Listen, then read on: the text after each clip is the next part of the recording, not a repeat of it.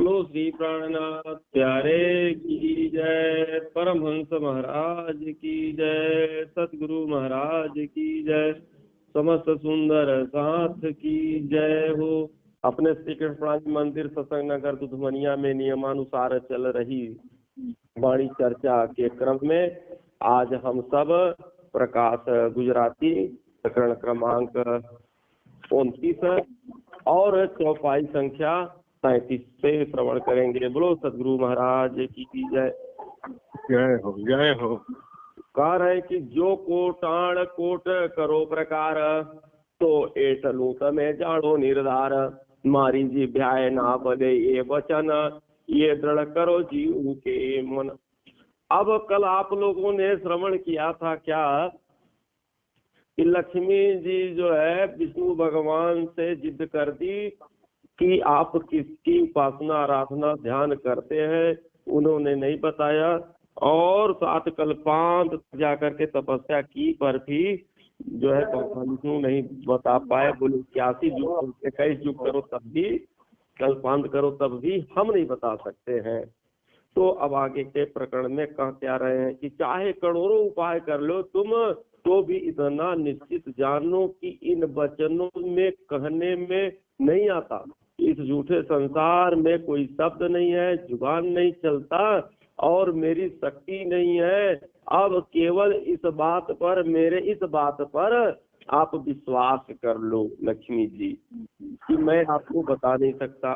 तो हवे लक्ष्मी जी कहे सामलो राज, महाराजीव ने उपनी अतिदाज, तो स्यों बाक तमारो धनी, काई अपरास दिसे अमतणी। अब लक्ष्मी जी कहती है कि हे सर्वशक्तिमान, हे मेरे सर्वशक्तिमान, मेरे जीव में आग जल रही है और कारण के मेरे धनी, और इसमें आपका कोई कसूर भी नहीं है। ऐसा लगता है कि मैं ही इसके पात्र नहीं हूँ, प्राप्त करने की पात्रता नहीं रखती हूँ। तो हवे शरीर मारो केम रहे जीव, और मारो मुने घणु दहे, और हवे आज्ञा मांगू मारा धनी, और करू आरंभ तपस्या धनी।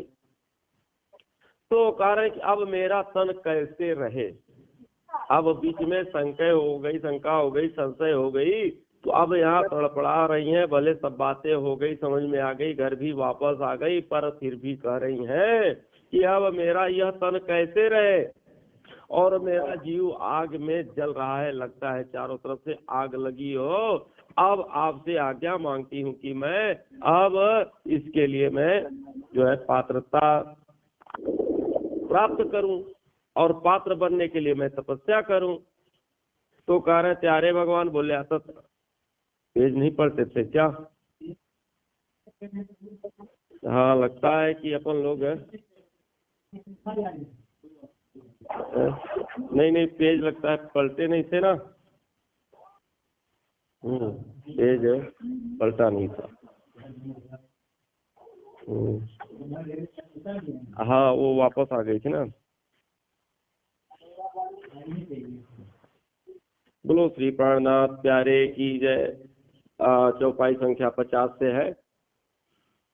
तो कह रहे कि हमें यह विचारी समय जो जो साथ, ना बलि जिव्या वैकुंठ नाथ, ग्रही बस भारे करी जाठ, और नेठ बचन न कहा निर्वाण।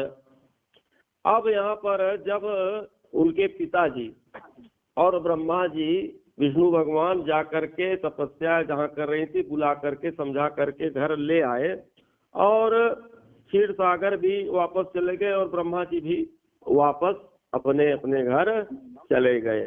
तो अब जाने के बाद अब इंद्रावती जी कहती हैं कि है मेरे सुंदर साथी, तुम यह विचार करके देखो, जब वैकुंठ नाथ जो विष्णु भगवान है, इस ब्रह्मांड के धनी है, जब उनके पास जुबान नहीं है, उनके पास शब्द नहीं है कि उस पार के शब्द को बोल सके, तो कह रहे हैं कोई वचन मुंह से नहीं निकाल सके और यह निधि यह ज्ञान आपको मिला है।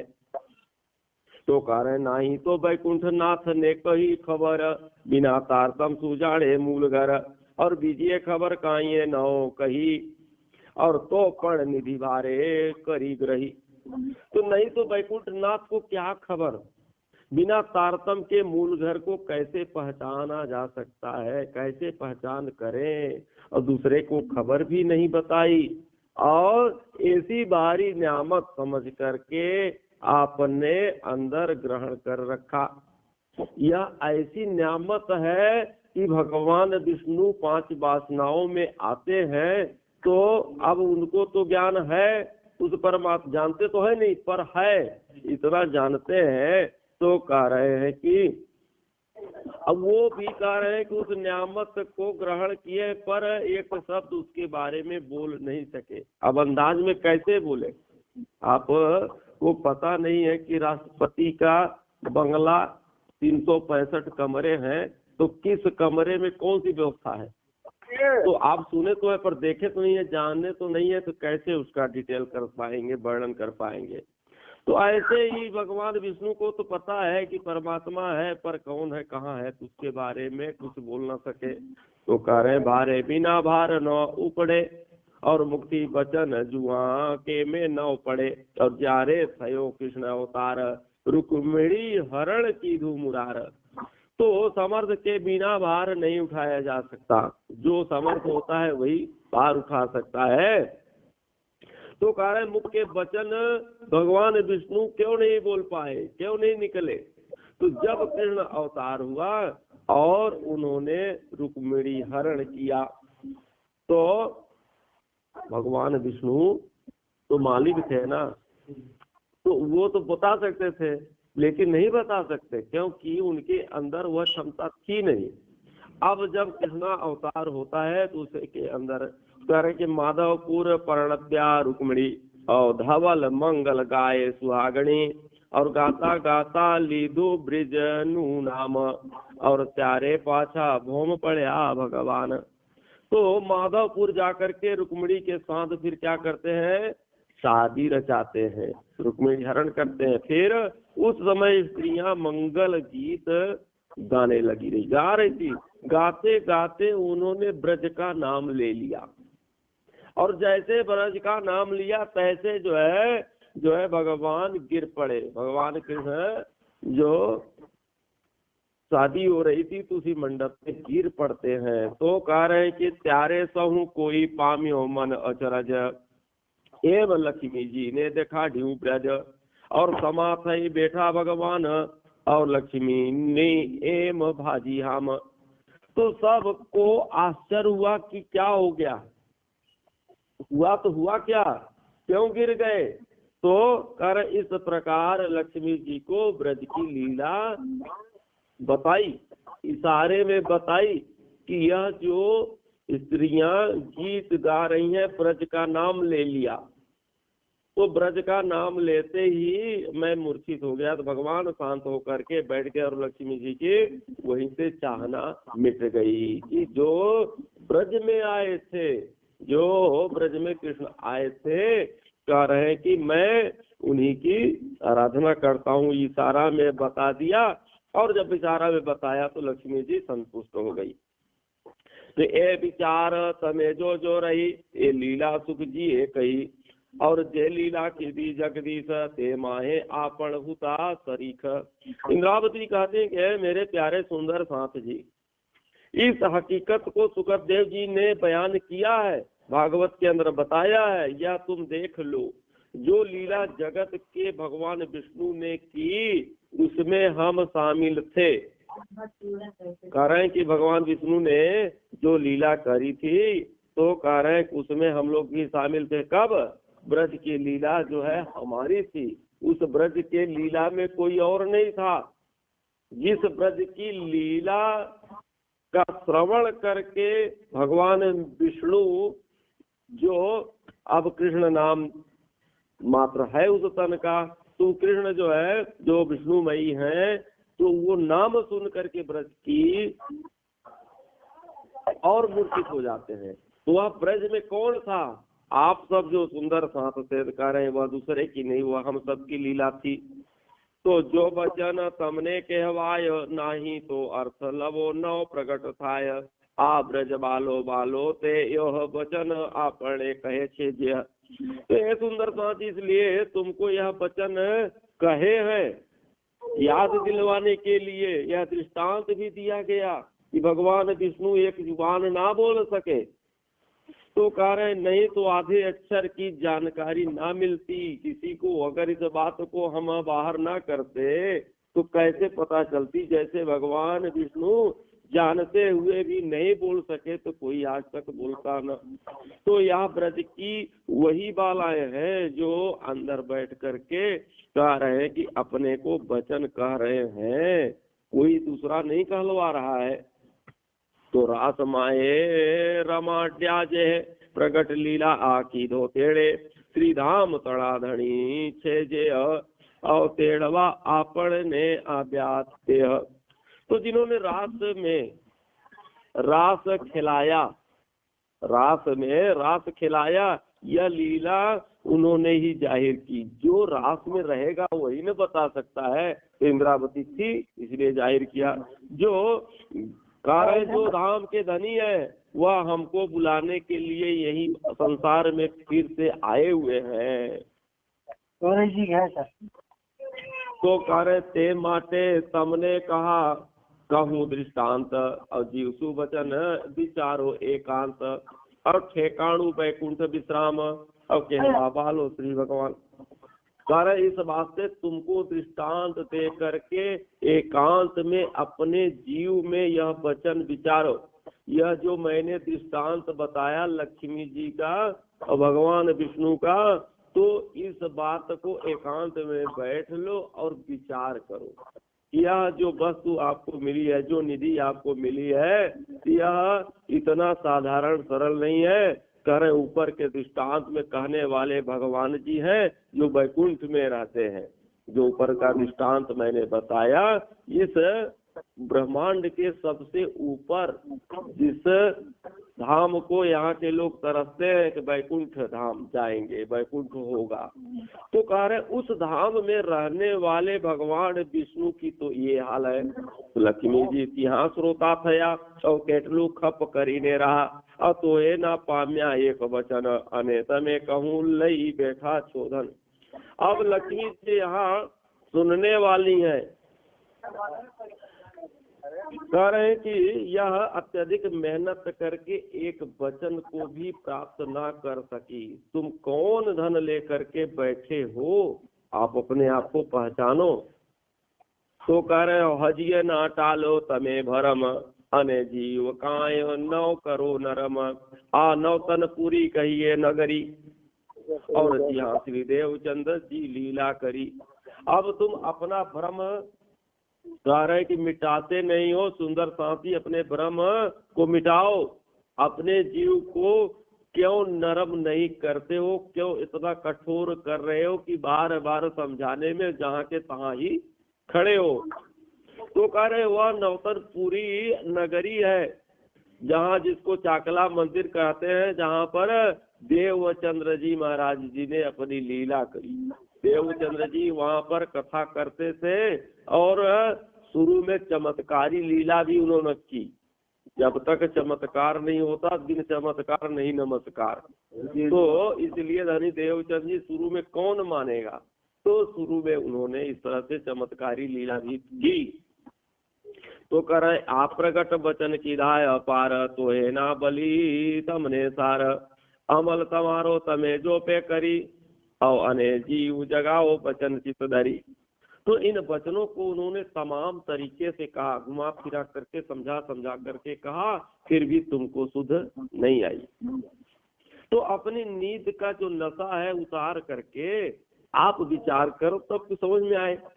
जब तक नींद के नशे में रहो तो कुछ बात समझ में नहीं आती है। कभी कभी नींद लगी रहती है, आदमी सामने देख रहा है, आंख फैलाया हुआ है, पर समझ में नहीं आता। बैठे हुए हैं, सामने वाला बोल रहा है और हम सुन रहे हैं, सामने वाले को दिखाने के लिए आंख तो खोले हैं, लेकिन समझ में बात नहीं आती कहाँ कौन क्या बोला।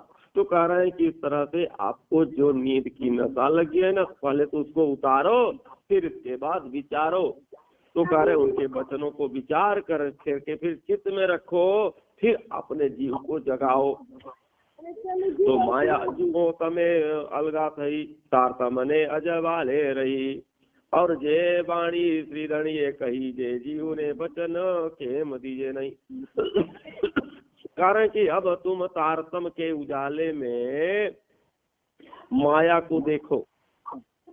जब तक आपके पास तारतम रूपी प्रकाश नहीं होगा, तारतम रूपी उजाला नहीं होगा, तब तक इस माया को आप नहीं देख सकते हो। यह एक इतना अज्ञानता रूपी अंधकार है, यह माया समझ में नहीं आती है। जो वाणी धनी ने तुमको कही है वह जीव को हम क्यों न दें। जो राम धनी हमको बार बार समझाए हैं तो वह ज्ञान हम अपने जीव को दें, अर्थात हमको अपने जीव को बार बार समझाना चाहिए। यह माया है और यह जो है ब्रह्म है, तो इसका ज्ञान हमको देनी ही चाहिए। तो हवे गुण सगला ने करो साथ, अने ओलखो प्राणो नाथ। हवे एटलो जीवसो करो विचार, और जे केता वचन आ कहा प्रकार। तो अब तुम सब अपने गुण अंग इंद्रियों को बस में कर लो। सबसे पहले क्या है, यही जो है तो अपने शरीर के जो है कौन है, सेनापति है। यही जो है सदगुरु को आने नहीं देते। तो कह रहे हैं कि पहले जो है अपने मन को, अपने गुण अंग इंद्रियों को पहले तो बस में करो, और अपने प्राणनाथ जी को फिर पहचानो। अपने जीव से इतना विचार करो कि अपने प्राणनाथ जी ने कौन सा वचन कहा और क्यों कहा। इस बात पर जब तक आप विचारोगे नहीं तब तक समझ में बात आएगी नहीं, और कोई दूसरा समझा भी नहीं सकता। तो कारण यहाँ लगे जीवना विचारे माहे मन माहे, तो चोपड़े करे जे मछाटो थाय। और हवे इंद्रावती कहे सामलो बात, चढ़ने लागू मारा धामना साथ। कारण कि जब जीव मन में विचार नहीं करता, इस बात का विचार आपको करना पड़ेगा, आपके मन को करना पड़ेगा, कोई दूसरा नहीं करेगा। बाकी आपको सब मार्गदर्शन दे देंगे, सब कुछ कर लेंगे, आप अपने परिवार के लिए सब बना करके जा सकते हैं, पर न तो आप अपने परिवार को जो है इस लाइन पे लगा सकते हैं, न वो आपको लगा सकते हैं। केवल आपको कह रहे हैं कि अपने मन से विचार करना पड़ेगा कि हमको किस रास्ते पर चलना चाहिए। तब कह रहे चिकने घड़े पर कह रहे कि छींटे नहीं लगती हैं। चिकना घड़ा हो उस पर फिर काई नहीं लगता है। इंद्रावती जी कह रही हैं कि धाम के सुंदर साथ के चरणों में लाग करके मैं कह रही हूँ कि आप मेरी बात को मान लो, आप मेरी बात को तो सुन लो। तो कह रहे बली बली नाही आवे अवसर, और रखे हम लई जागो घर। अरे बैठिए, आप क्यों जा रहे हैं। तो थोड़ा माहे कहूँ छे अति घणु, अने जानियो धन का निगमो आपणु। यह समय बार बार नहीं आता। कह रहे कि अपनी चाहना पूरी करके ही घर चलो। अब धाम जा करके वहां मत कहना कि मैंने माया देखा नहीं। जो चाहना हो इस बार पूरी कर लो। तो कह रहे हमने इतनी बड़ी बात तुमसे थोड़े में ही कह दिया। समझने वाले अगर हो आप तो इतने में समझ लो। कोई जरूरी नहीं है कि हम जो है तमाम बोले, एक इशारा कर दिए, थोड़े में समझा दिए। अब जान करके भी अपने धन को आप मत गंवाओ। एक बार बता दिए कि आपका धन यही है, अब जान बूझ करके गंवाते हो तो फिर कोई क्या करे। तो कह रहे आगे आपण बिहला थया, जो श्री देवचंद्र जी बचया। और नहीं तो केम बचे आपने, जो राखो होत काई आपने स्नेह।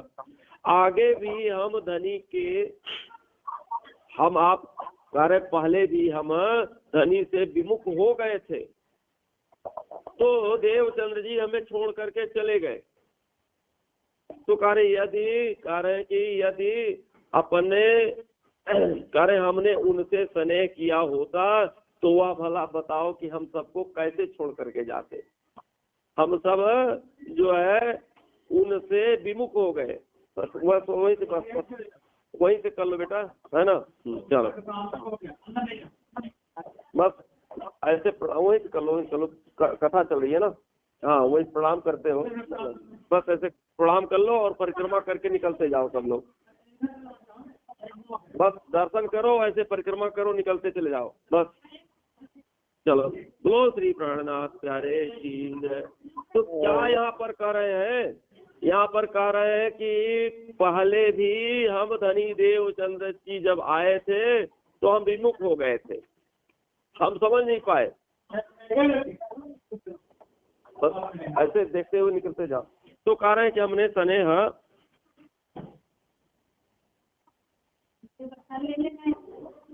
तो कह रहे हैं कि हवे बलियात्या बीजो देह धरी आपण ऊपर दया यति करी और चेतन करी दीदो अवसर लई लाभ ने जानिए घर।